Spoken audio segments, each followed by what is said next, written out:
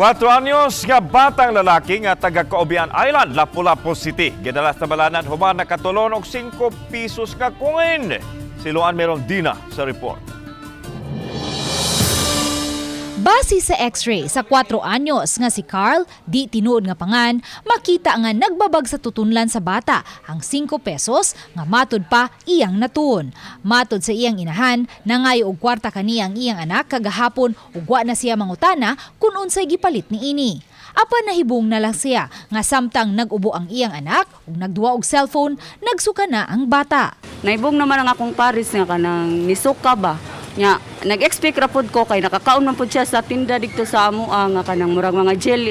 Gibaliwala lang una nila kini, apan subli na usab nga misuka ang bata pagka alas 4 sa hapon. Busa nakahukom na siya nga mulabang ngadto sa Santa Rosa Community Hospital sa Olango Island, diin didto giobserbahan ang bata. Apan pagkabuntag atol sa pagkaon nila sa pamahaw, nagmo na kini nga sakit ang iyang tutunlan, matag higayon nga siya mutun sa pagkaon. Sige kog pangutana man ba kog pangutana. Nakatuon ka kwarta? Ciao. Nya sunod na sa pangutana nako, nakatuon ka siya, wala. Nya mura na magkanang nahadlok na ko man ba. So nagpa-x-ray gid ko.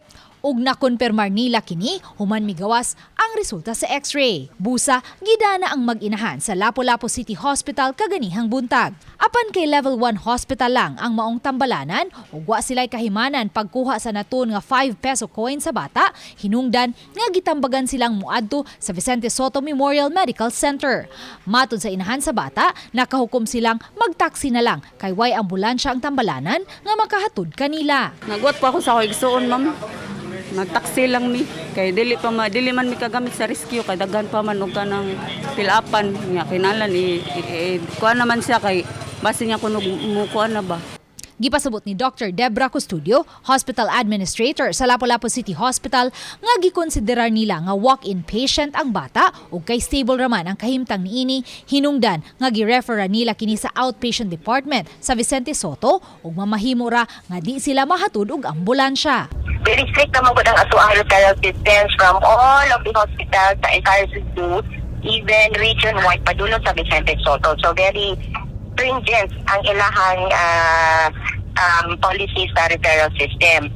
The patient has the option niya, they can go on their own, pero if wala jud gani, we can readily transport them. Samtang gipahimangnuan ni Dr. Custodio ang mga ginikanan ug ang mga tigbantay sa mga bata nga ilikay ang unsamang mga gagmayng butang nga mamahimong paakon sa bata o baka masud sa baba sa bata, ilabi na kadtong man na ng edad ug 0 ngadto sa 4 years old. Paagi magud sila ani mga phase, sabi ni mga 3-4 years old. Kaya mga bata mo agi sila og oral phase, that everything that they see murag ibutang jud sa baba. Uban ni Marlon Melgazo, Luan Merondina, Balitang Bisdak.